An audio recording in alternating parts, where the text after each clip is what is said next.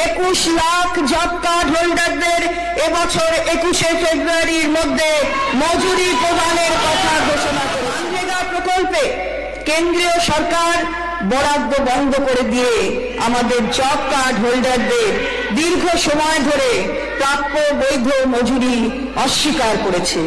তাদের কঠোর পরিশ্রমের ক্ষতিপূরণ হিসেবে মাননীয় মুখ্যমন্ত্রী 21 লাখ জব কার্ড হোল্ডারদের এবছর 21শে ফেব্রুয়ারির মধ্যে মজুরি প্রদানের কথা ঘোষণা করেছেন।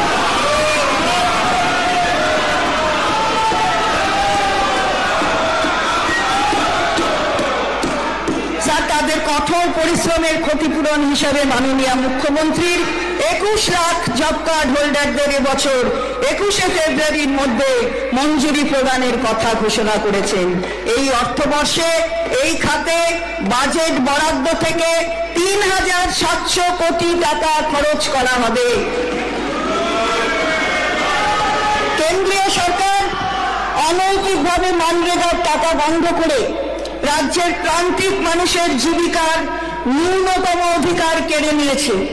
গত ২ বছর ধরে রাজ্য সরকার বিভিন্ন দপ্তরের সহায়তায় এইসব মানুষের পাশে দাঁড়াতে ৮,২৯৭ কোটি টাকা ব্যয়ে ৩৯ কোটি কর্মদিবসের ব্যবস্থা করেছে।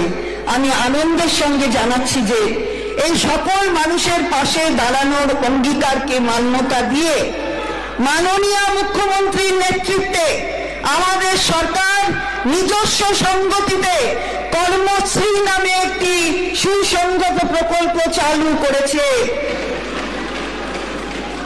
এই প্রকল্পে রাজ্য সরকার রাজ্যের প্রত্যেক জব কার্ড হোল্ডারকে বছরে কমপক্ষে 50 দিনের কাজ নিশ্চিত করবে।